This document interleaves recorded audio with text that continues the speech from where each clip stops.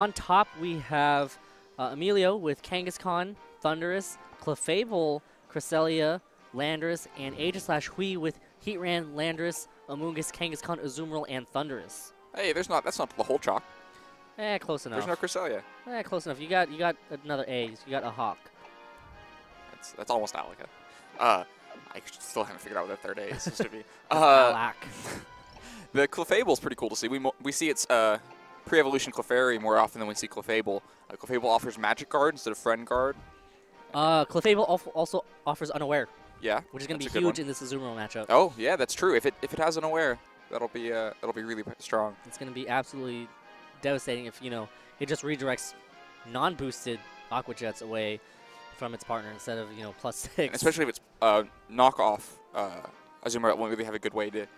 Like even if it was Play Rough Azu, even at +0, those Play Roughs will build up in just a couple turns, but knockoff won't do the same thing.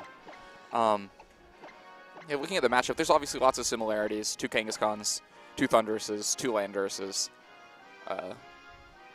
The Aegislash could be pretty useful in handling the, well, not really.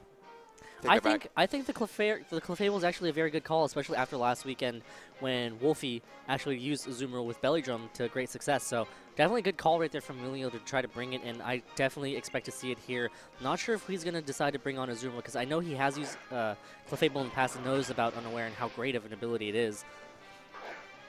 Face Clefable, but no Azumarill to be opposite it. Right, so Clefable and Kangaskhan now leads for Emilio, and Kangaskhan and Heatran leads for Hui. And right now on the offensive, it looks like Hui has a slight advantage right now, although Clefable can redirect some attacks from Kangaskhan. Yeah, I'd say because the Clefable can move the other Kangaskhan's attacks away from Kangaskhan, and meanwhile the Kangaskhan on the other side can threaten low kick if it has it on either one of these Pokemon. I think Emilio's in just fine of a spot. Can put big damage on the field with Kangaskhan. Right, can also easily just go ahead and set up some power-up punches too. As we see both Kangaskhan's now going to Mega Evolve. There's no point in not Mega Evolving really here. No ghosts. No ghosts. As we see whose Kangaskhan is going to get to go first. Kangaskhan on Emilio's side going to go Protect here. Clefable probably going to try to do some sort of protecting as well. Clefable does go for Protect, trying to dodge any sort of Fake Out. Yeah. Wants to be able to use Follow Me, doesn't want to have to worry about Fake Out on that turn, so just burn the turn. Luckily to not give up a substitute there. And yeah, it's just a dead turn right there. Good call. Hui unfortunately could not capitalize on that little defensive maneuver on Emilio's side and go for the setup. Yeah, the sub was as much as he could get up, but it would have been nice to have if he does have that option. Would have made low kick much less threatening to Heatran. But you're right, with Follow Me support, probably is Power-Up Punch Kangaskhan. Not as imminently threatened to Heatran, but still a Power-Up Punch another turn is an easy KO on Kangaskhan. It definitely adds up after like even just one Power-Up Punch after the Parental Bond boost. So we now gonna have to try to figure out a way around this Clefable. Probably just smack it really hard with a double edge to try to come for a knockout. But Kangaskhan is just gonna go ahead and switch out here. Does not want to stay and possibly take a low kick as Landorus has to come in to try to slow down this Kangaskhan with an Intimidate now. Good call right there from Hui to possibly switch in and possibly even take a fighting type attack in that position as well. Yeah, no, and Protect from the other slot. If a Power-Up Punch comes in, it will be minimal damage and Landorus can only beat a +1. If it's low kick, it'll do almost no damage. And yeah, easy safe switch in. And Kangaskhan goes for a Power Punch onto his own Clefable with a critical hit. Gonna get up to now 1 stage of increased attack after negating that Intimidate. And now Kangaskhan's getting ready to go. I don't know if he predicted like Protect Aegislash switch in. No, he doesn't have an Aegislash. No, I don't know why you Power Punch your own Clefable there instead of Power Punching the Kangaskhan slot. It doesn't make much difference. You would have Power Punched a Landorus for very minimal damage. But I guess maybe it's a little safer to get it on Clefable. Aegislash and Azumarill and Amoonguss are your 3 A's for Alaka. Ah, there we go. There you go. It was better A's than I came up with. But Kangaskhan now going to be threatening a bit more offensively, at 1 stage of increased attack. Depending on what this Kangaskhan has, double edge return, maybe even Ice Punch. I know Ice Punch has definitely picked up in usage. Yeah, and a +1 Ice Punch easily KOs Landorus. Probably Heatran probably can't go down this turn, but can't really do that much either.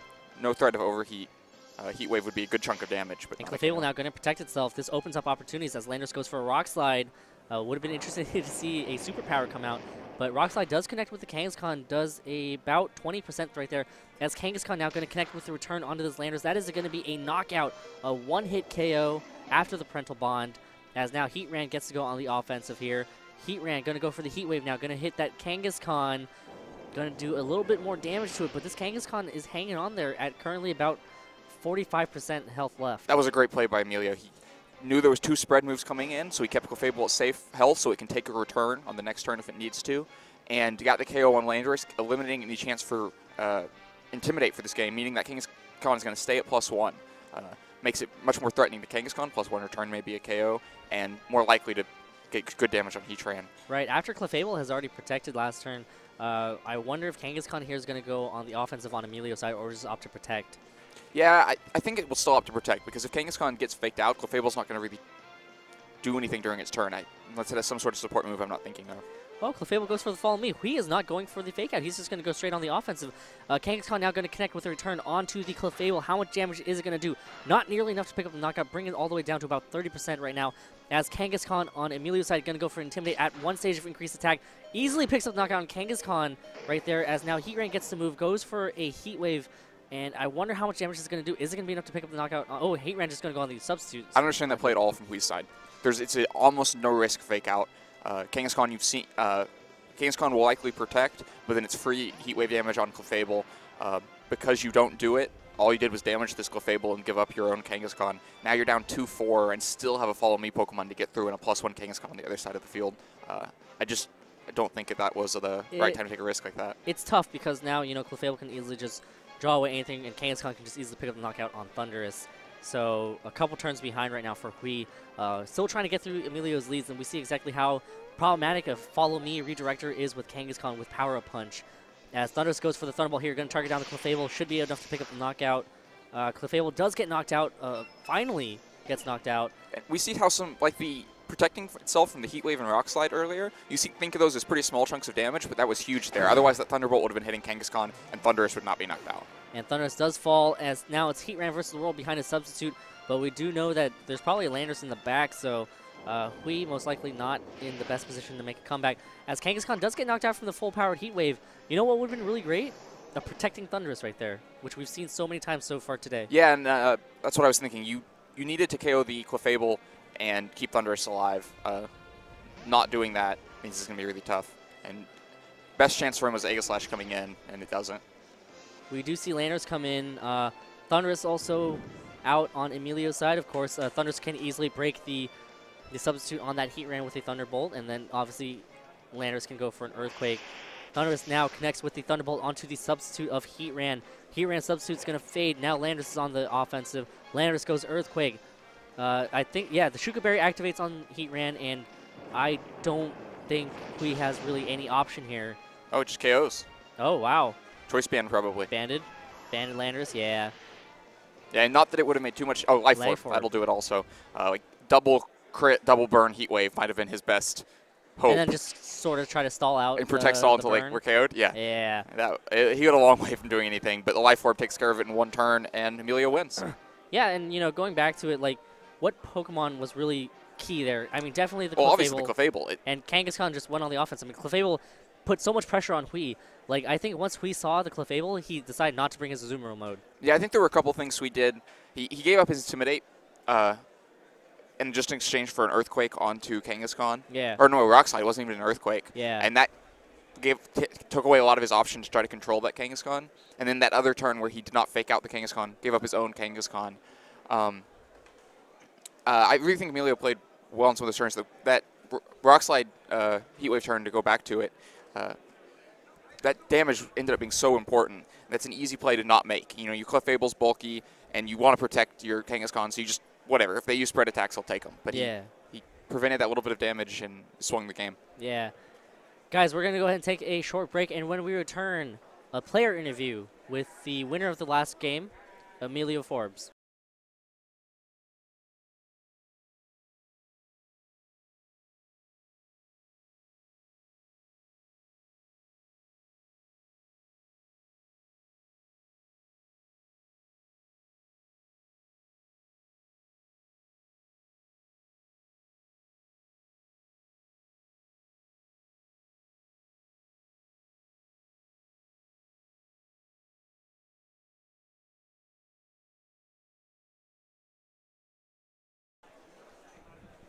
We're back with Emilio, who just won here on stream. Congrats. Thank you. So that game, Clefable is obviously the big Pokemon there. Why using Clefable instead of Clefairy or another Amoonguss? Or Well, Clefable safety goggles is pretty useful because Amoonguss is so popular, and Clef.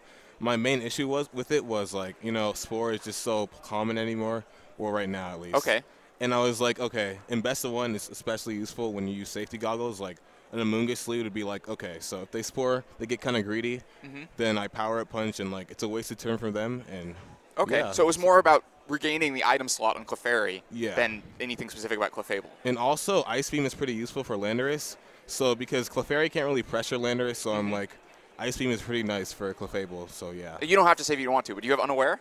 Yeah, So, I do. Because that, I think, kept Wii from being able to go into his Azumarill mode. Yeah, and as popular as Azumarill is getting, that's a really cool tech to have. And being able to just prevent Azumarill from being a factor in the game. Yeah. So one play I thought was really key.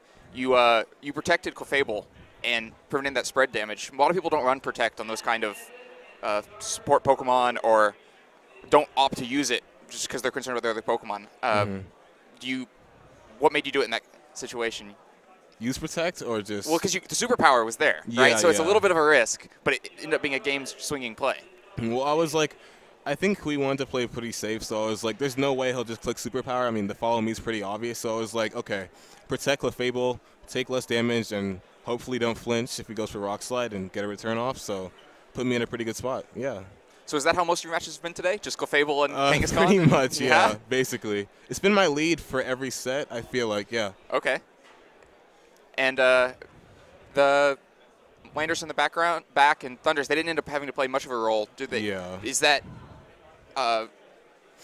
do you have to rely on your back much, or has it really been just like Kangaskhan, Clefable are dominating? Pretty much. I think like one game I needed Thundy, but most of the time when Kang goes +2 or +1, if you switch in Lando, it's just free. Wow. Yeah. Cool. Well, congrats again. Thank you. Good luck. You too.